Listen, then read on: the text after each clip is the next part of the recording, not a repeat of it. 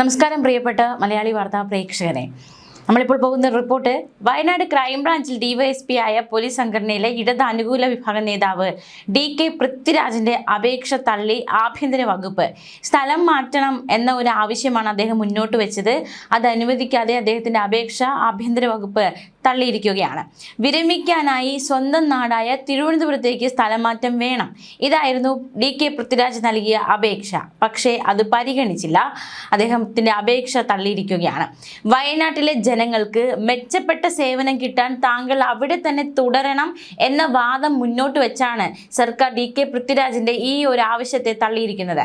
പൃഥ്വിരാജിന്റെ സേനയിലെ മികച്ച പ്രവർത്തനം കണക്കിലെടുത്താണ് വയനാട്ടിലേക്ക് മാറ്റിയതെന്നും അപ്പോൾ അദ്ദേഹത്തിന്റെ സേവനം വയനാട്ടിൽ ഇനിയും വേണം എന്ന ഒരു ലക്ഷ്യത്തോടെയാണ് ഇങ്ങനെ ചെയ്യുന്നതെന്ന് അധികൃതർ വിശദീകരണം നൽകുന്നു. തിരുവനന്തപുരത്ത് ക്രൈംബ്രാഞ്ച് ആസ്ഥാനത്ത് ഡിവൈഎസ്പി ആയിരുന്നു പൃഥ്വിരാജ്. അദ്ദേഹത്തിനെ വയനാട്ടിലേക്ക് മാറ്റിയത് മെയിൽ UDF സർക്കാർ അധികാരമേറ്റതിന് പിന്നാലെയാണ്. വയനാട് ക്രൈംബ്രാഞ്ചിൽ ചുമതല ഏറ്റെടുത്തെങ്കിലും പിന്നീട് പൃഥ്വിരാജ് സ്ഥലമാറ്റത്തിനെതിരെ അഡ്മിനിസ്ട്രേറ്റീവ് ട്രൈബ്യൂണലിനെ സമീപിച്ചു. വിരമിക്കാൻ 7 മാസം മാത്രമാണ് ബാക്കിയുള്ളതെന്നും അതിനാൽ സ്വന്തം ജില്ലയിൽ തന്നെ പോസ്റ്റിംഗ് നൽകണമെന്നുമായിരുന്നു ആവശ്യം. ഇത് പരിശോധിക്കണമെന്ന് ട്രൈബ്യൂണൽ സർക്കാരിനോട് ആവശ്യപ്പെട്ടു.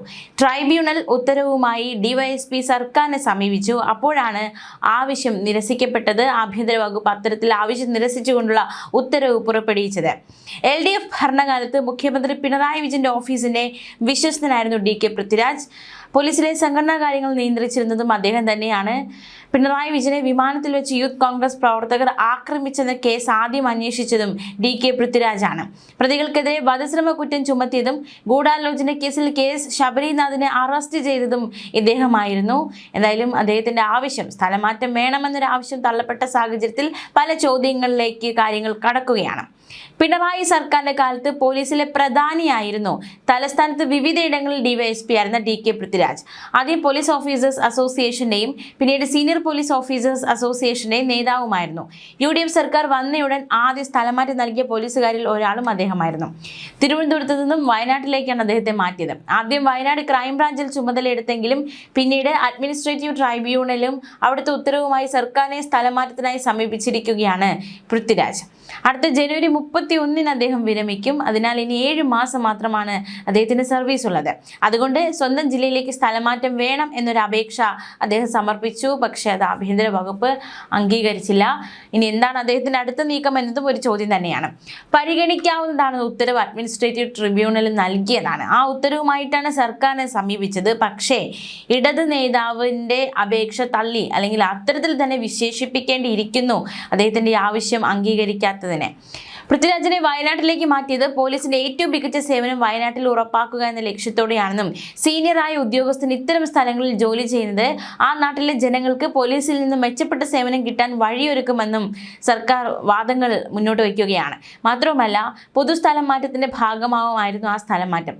അതിനാൽ ഇപ്പോൾ തിരിച്ചൊരു സ്ഥലം മാറ്റം പരിഗണിക്കുന്നത് പോലീസ് സേനയുടെ പ്രവർത്തനത്തെ തന്നെ ബാധിക്കുമെന്നാണ് ആഭ്യന്തര വകുപ്പ് വിലയിരുത്തിയിരിക്കുന്നത്. അദ്ദേഹത്തിന്റെ ഈ ഒരു അപേക്ഷ തള്ളാൻ അദ്ദേഹത്തിന്റെ സീനിയോറിറ്റി മാത്രമല്ല, അദ്ദേഹം ഒരു നല്ലൊരു പോലീസുകാരനാണ്. പക്ഷെ അദ്ദേഹത്തിന്റെ ആ കഴിവിനെയും കൂടി എടുത്തു കാണിച്ചുകൊണ്ടാണ് അദ്ദേഹത്തിന്റെ അപേക്ഷ സർക്കാർ തള്ളിയിരിക്കുന്നത് എന്നതാണ് ഏറ്റവും പ്രധാനം. മാത്രമല്ല, ഉത്തരവിൽ വ്യക്തമാക്കിയിരിക്കുന്നു മറ്റൊരു കാര്യം. സ്വന്തം നാട്ടിൽ വിരമിക്കാറായതിനാൽ സ്വന്തം നാട്ടിലേക്ക് സ്ഥലമാറ്റം വേണമെന്ന അപേക്ഷയ്ക്ക് നിയമപരമായ ഒരു നിലനിൽപ്പും ഇല്ല എന്നുകൂടി ഉത്തരവിൽ വ്യക്തമാക്കിയിട്ടുണ്ട്. അങ്ങനെ പോലീസ് ചട്ടത്തിൽ എവിടെയും പറഞ്ഞിട്ടില്ല. മാത്രവുമല്ല, എവിടെ ജോലി ചെയ്യണമെന്ന് തീരുമാനിക്കാൻ പോലീസുകാരന് അവകാശമില്ല. ചില സുപ്രീം കോടതി വിധികൾ അതിന് ബലം നൽകാനായി ഉത്തരവിൽ ഉൾപ്പെടുത്തിയിട്ടുമുണ്ട്. ചുരുക്കത്തിൽ, വിരമിക്കാറായെന്ന കാരണത്താൽ തലസ്ഥാനത്തേക്ക് മടങ്ങി വരാനുള്ള അദ്ദേഹത്തിന്റെ ആഗ്രഹത്തെ സർക്കാർ സഫലമാക്കിയില്ല എന്ന് തന്നെ നമുക്ക് പറയേണ്ടിയിരിക്കുന്നു. വയനാട്ടിൽ തന്നെ അദ്ദേഹത്തിന് തുടരേണ്ടി വരും. മാത്രമല്ല, പിണറായി വിജയന്റെ പൊളിറ്റിക്കൽ സെക്രട്ടറിയായ P ശശിയുമായി ഏറ്റവും അടുപ്പമുള്ള പോലീസുകാരനായും പല കാര്യങ്ങളും മുഖ്യമന്ത്രിയുടെ ഓഫീസിനെ നിയന്ത്രിച്ചിരുന്നതും ഇദ്ദേഹമാണ് എന്നതടക്കമുള്ള ചില അഭ്യൂഹങ്ങളൊക്കെ ആ കാലത്തുണ്ടായിരുന്നു. ഇങ്ങനെ 10 വർഷക്കാലം മികവ് തെളിയിച്ച കരുത്തനായ ഒരു പോലീസ് ഉദ്യോഗസ്ഥൻ അദ്ദേഹത്തിന്റെ വിരമിക്കാൻ ഇനി 7 മാസം മാത്രം ബാക്കിയുള്ളപ്പോൾ അദ്ദേഹം മുന്നോട്ട് വെച്ചൊരു ആഗ്രഹം അല്ലെങ്കിൽ ഒരു ആവശ്യം അത് എന്തുകൊണ്ട് തള്ളപ്പെടുന്നു എന്ന ചോദ്യമാണ് ഒരു വശത്ത് ശക്തമാകുന്നത്. ഇനി നമുക്ക് മറ്റൊരു റിപ്പോർട്ടിലേക്ക് കൂടി പോകാം. ADGP MR അജിത് കുമാറിന് കനത്ത തിരിച്ചടി ഏൽപ്പിച്ച് ആലപ്പുഴ രക്ഷാപ്രവർത്തന കേസ് അട്ടിമറിക്കാൻ ശ്രമിച്ചതിന്റെ പേരിലുണ്ടായ സസ്പെൻഷൻ. എന്നാൽ അദ്ദേഹത്തിന് വലിയ തിരിച്ചടിയാണ് നേരിട്ടത്. തന്റെ സസ്പെൻഷൻ നിയമവിരുദ്ധമാണെന്നും ഇത് സ്റ്റേ ചെയ്യണമെന്നുമുള്ള അജിത് കുമാറിന്റെ അടിയന്തര ആവശ്യം സെൻട്രൽ അഡ്മിനിസ്ട്രേറ്റീവ് ട്രൈബ്യൂണൽ തള്ളിയിരുന്നു. സസ്പെൻഷൻ പിൻവലിക്കണമെന്നാവശ്യപ്പെട്ട് അജിത് കുമാർ നൽകിയ ഹർജി ഫയലിൽ സ്വീകരിച്ച ട്രൈബ്യൂണൽ സംസ്ഥാന സർക്കാരിനോട് മറുപടി തേടിയിരുന്നു. ഹർജി അടുത്ത മാസം 20-ന് ട്രൈബ്യൂണൽ വീണ്ടും പരിഗണിക്കും. തന്റെ സസ്പെൻഷൻ നിയമവിരുദ്ധമാണെന്നാണ് അജിത് കുമാർ വാദിച്ചത്. ഉത്തരവ് ഇറക്കേണ്ടിയിരുന്നത് ജനറൽ അഡ്മിനിസ്ട്രേഷൻ വകുപ്പിന്റെ തലവൻ എന്ന നിലയിൽ മുഖ്യമന്ത്രിയായിരുന്നു. എന്നാൽ പകരം ഗവർണറുടെ പേരിൽ ചീഫ് സെക്രട്ടറിയാണ് ഉത്തരവ് ഇറക്കിയത്. ഇത് നിയമവിരുദ്ധമാണ് എന്നാണ് അജിത് കുമാർ മുന്നോട്ട് വയ്ക്കുന്ന വാദം.